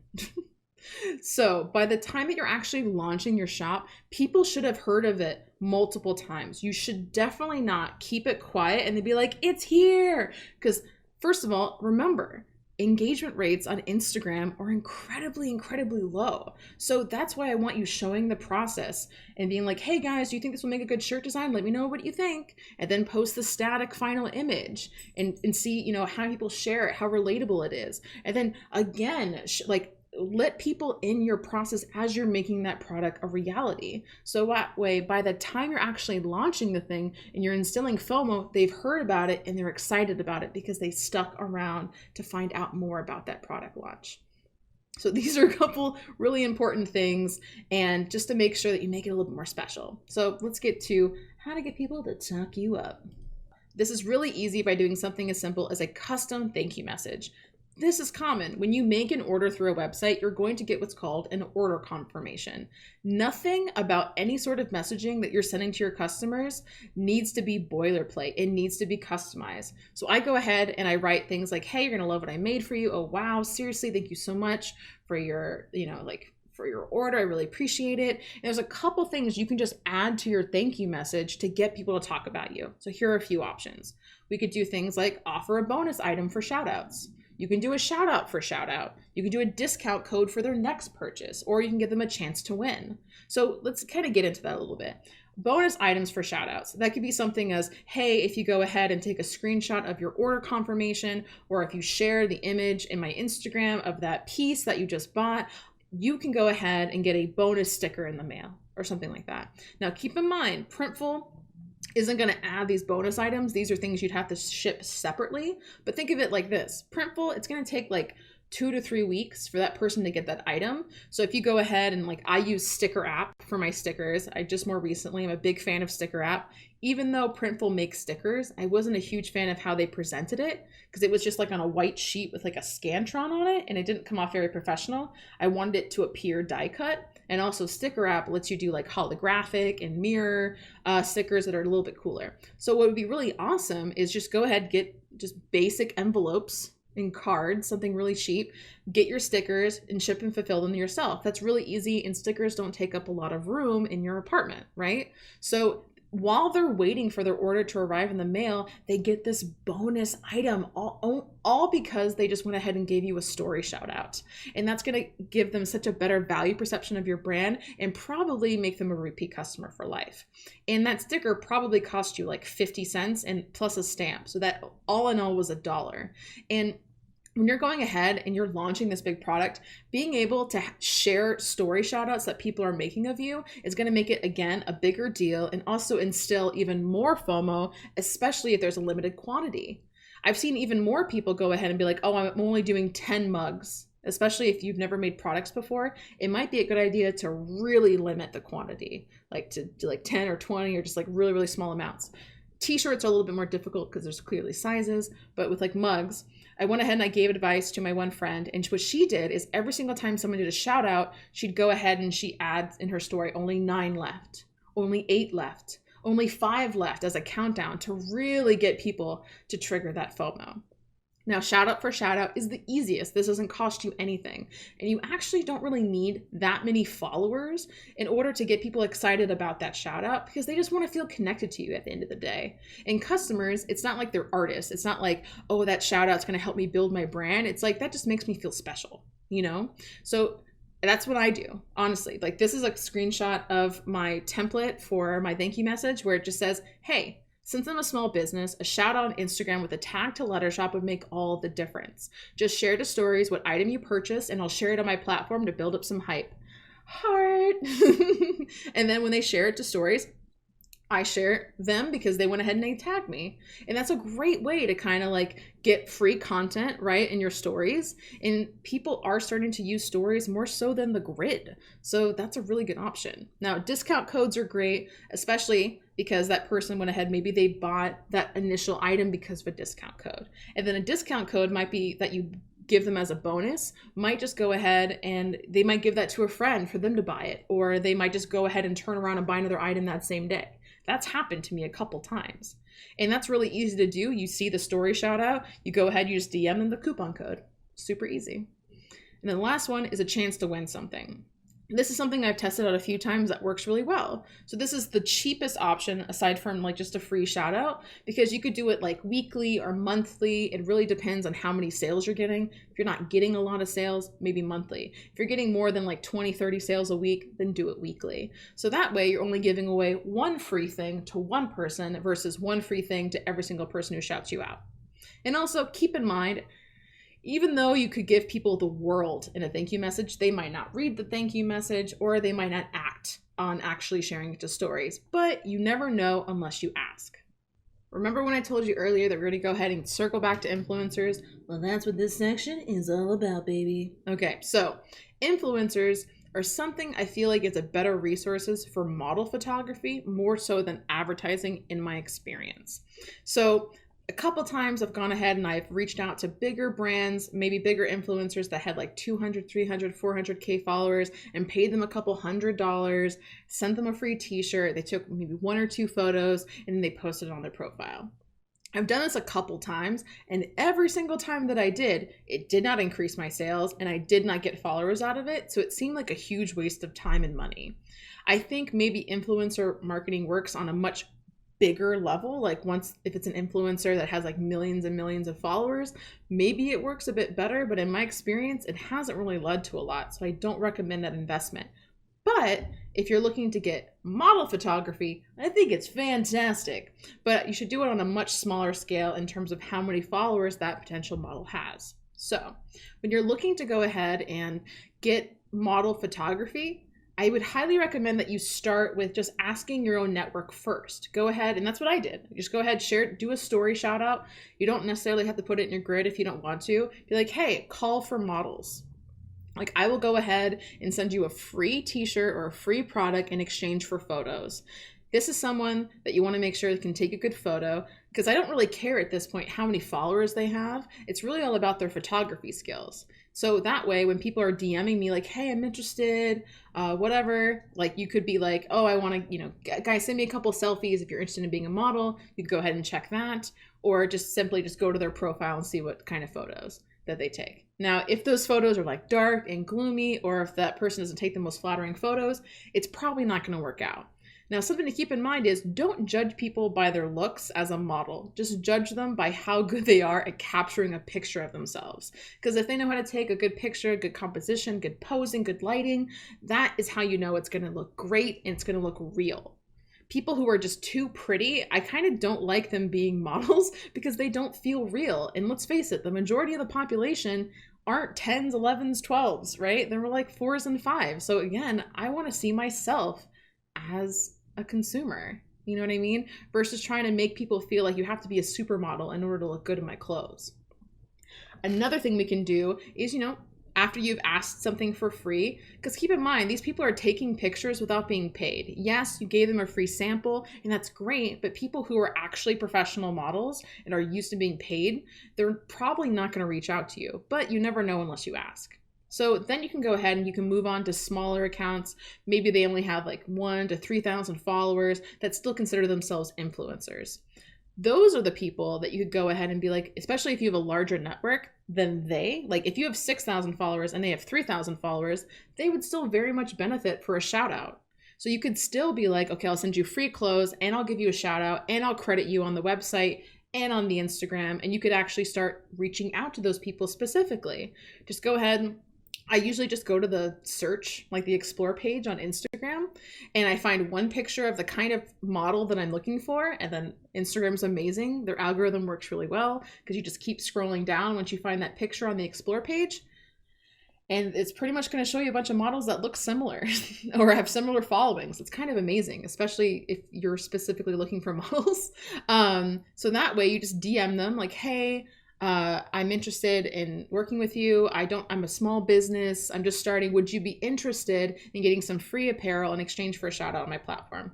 The worst thing anyone's going to say is no. And then some people might try to negotiate a price with you. But again, you never know unless you ask. Now,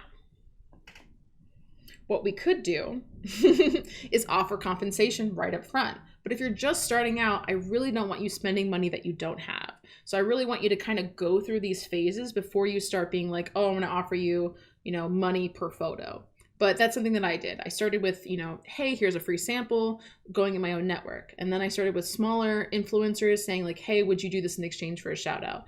And then I was going ahead and being like, okay, I'm going to offer you compensation. It's like, hey, you're interested? And I would do it per photo. That way they would try to send me more quality photos. Because I don't want to be like, oh, here's $100.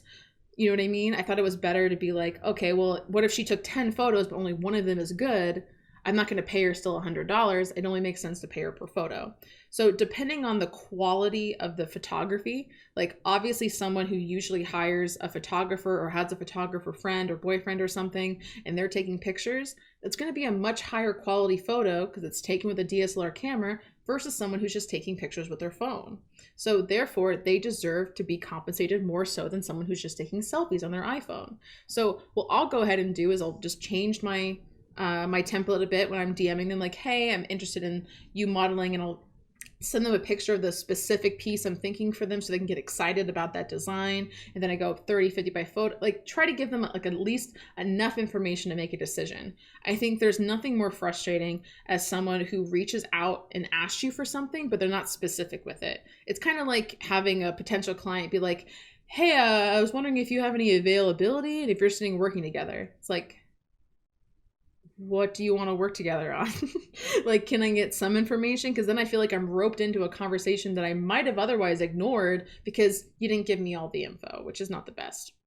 So I'm going to go ahead and show you guys kind of like a template that you guys can be using when you're reaching out to these models. And also, let's say that model said, yeah, I want to do it. Let's do this. I want you to follow up and have clear communication and send them an email that has all the requirements of what you're looking for with that photo shoot, because the more open communication you have in the beginning, the less likely they're going to have to reshoot, and you'll be able to approve more photos. The photos will turn out better. And also, when you're going ahead and you're sourcing all these different pictures from different people, you want to still make sure that you have a really cohesive aesthetic to your overall website. Because if the pictures are too different, the colors are too different, the temperatures are too different, it's going to look all over the place. So you want to make sure there's some similarities to what you're presenting online. But just make sure, no matter if you're doing this for free, you're doing it in exchange for a shout out, or you're paying these models, to always credit them. Credit them every single time you use their photos on any sort of social media platform, and be sure to credit them on your website with a link to either their model photography or to their Instagram, because everyone deserves credit, especially the photographers that take the photo. Everyone needs to get in on this goodness right here. Okay. Let me walk you through an example. So this is Vongs, which is just the simplest, greatest username ever. And she took these amazing photos wearing my Support Your Local Curvy Girl shirt. And I went ahead and I sent her a DM. Hey girl, I'm reaching out to see if you'd be interested in repping this new Support Your Local Curvy Girl shirt apparel. And I actually attached a picture of what the image looked like as I was working on my iPad that day. So it's kind of like, this is this new thing. No one's seen this before. And I want her to get excited about this design instead of just saying, hey, do you just want to be a general model, right? And then I'm into like, okay, I'm not sure of your pricing, but I can offer $50 per photo plus a 10% commission. Now, keep in mind, I'm trying to be polite here. I don't want to assume anyone's worth. So that's why I don't want to be like, hey, I can offer you this. I want to be like, hey, I'm not sure of your pricing. I want to be as polite as possible. And normally I offered $30 per photo, but I offered her $50 because I really, really liked the quality of her photos. And I just think she's cute as hell and I really wanted to work with her. So I wanted to offer her a little bit more. Now, the reason I said commission here is because I have an ambassador program. Now, depending on what kind of website you use, you can, like I use something called Lead Dymo, LEADYMO. And that is like, I think it's like $70 per month. And that way people can apply to be an ambassador. And if you approve them, you can set out what percentage of commission that they can get. They get a special referral link that takes you to your homepage of your website. So that way, if they're talking about your brand, they can use that referral link. That website automatically captures the information. It'll tell you things like how many clicks They got how many leads, which is how many people actually went through the checkout process and actually gave their email, and then how many sales that you got. It'll even tell you like the exact amount that you checked out with, and then what their commission is. This is really nice, but I don't think you guys should get too crazy with ambassadors just yet. But I just kind of want to briefly like include you into what my ambassador program looks like. So far, out of I think about almost 300 ambassadors that have signed up so far, only 2 or 3 people have gotten a sale. So if anything, it's just like, it's like an added benefit of like, hey, the more you talk about my product, the more likely you can increase your sales, instead of me having to pay them even more money to post on their accounts. But also keep in mind that my main goal here, hiring this model, is to get photos. It's not for advertising on our platform.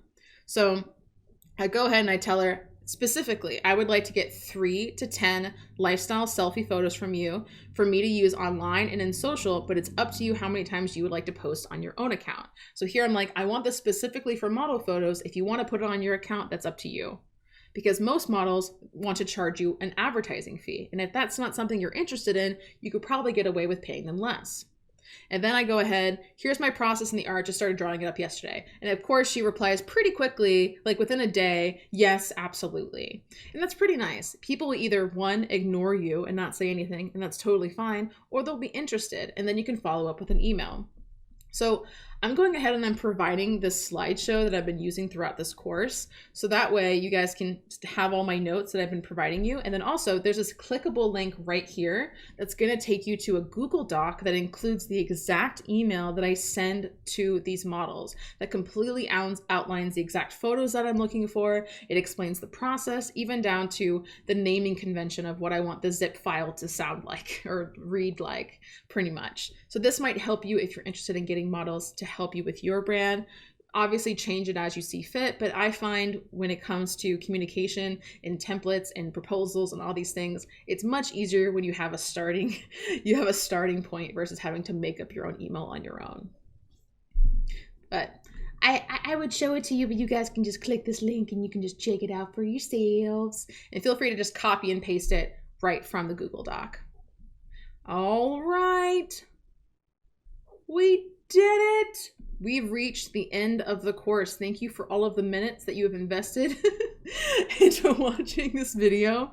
Very cool of you. We've gone over a lot, and there's so many other things that I could talk to you guys about, but we wanted to make this course as digestible as possible. I didn't want to overwhelm you with too much. I mean, I've probably already done that, but the good news is because you've gone ahead and invested your time into this course, I'm going to go ahead and give you a discount signing up for personalized coaching if you feel like you need a little bit more. Because let's face it, some of you guys might not be interested in apparel. Maybe you want to do something else with Printful. Maybe you want to make kids clothes. Maybe you saw those beanbag chairs and you're all about the beanbag chairs. I don't know what you want to make, man. Maybe you have a different audience than me. Maybe I didn't give you a better example of what you're looking for. This would be a really great opportunity for us to be able to talk one-on-one and just kind of hash this stuff out, especially when it comes to that first phase of going ahead and getting your Instagram going and getting more followers and trying to build up that audience before you actually launch that shop. So let's just do a brief review before we wrap up this course. 1, build up your audience to at least 1K based on one specific subject matter.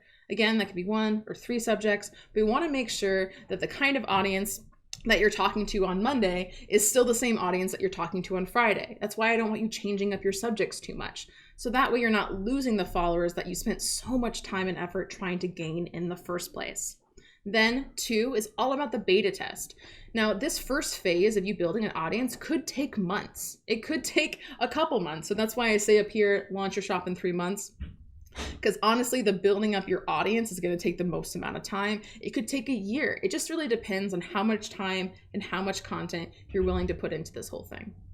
Personally, I went ahead and I transformed my Instagram in 2 months when I felt like I was initially just talking to artists and I was like really talking to more of my peers and competitors. And then I switched up my subject matters to mental health, cannabis, and body positivity, and immediately started seeing growth and doubled my following in just like a month. And it just kept growing and growing and growing from there because people had a reason to follow me in the first place. So I felt really comfortable being able to launch those products.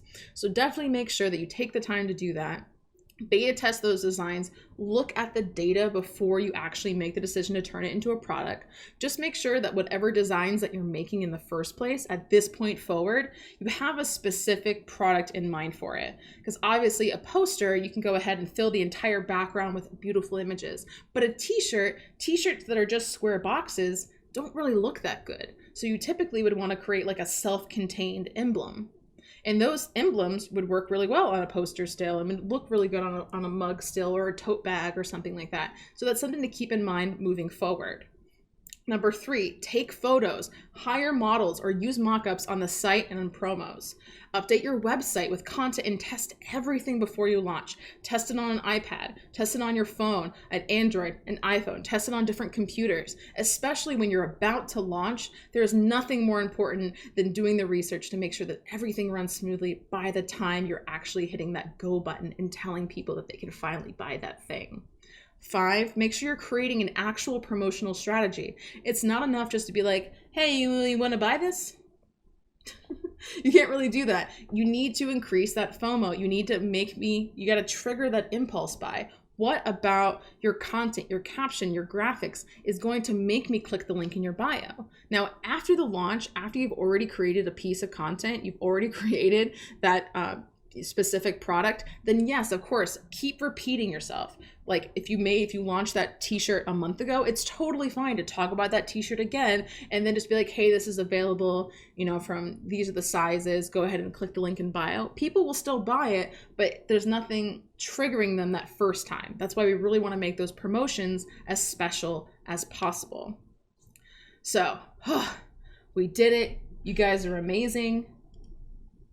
Look at you. I probably, there was a couple of times I'm sure you went to the bathroom or you looked at your phone or something. Maybe you weren't completely dedicated and taking notes. Don't worry, you have access to this video forever. So you can watch it as many times as you need. And again, if you need some personalized time, I am here. We can do some coaching. Go ahead, click the link in the slide that says book extra coaching with me if you need any personal help. It's going to take you to a special landing page that you're going to get a discount on my coaching services. Does that sound nice? Let's hang out and be friends. All you got to do is click that link. You book a time that works best for you and your schedule. Then go ahead, just make sure that you have decent internet so we can have a nice video chat face to face. Similar camera quality than what you're looking at right now, pretty much is what it's going to feel like.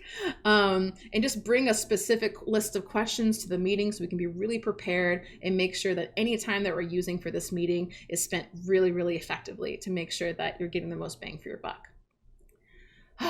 Thank you guys so much for believing in me and believing in this course enough to give me your hard-earned money to take it. If you have any questions at all, feel free to sign up for that coaching. I wish I could give you all the free coaching in the world, but time is limited and I already have a butt ton of you guys ready to sign up for this course. We did it. Thank you so much and best of luck launching your stores. I know you're going to kill it and you're going to make far less mistakes than I did. Bye, guys. Bye. Farewell. Thanks for your money and friendship. I so appreciate your time.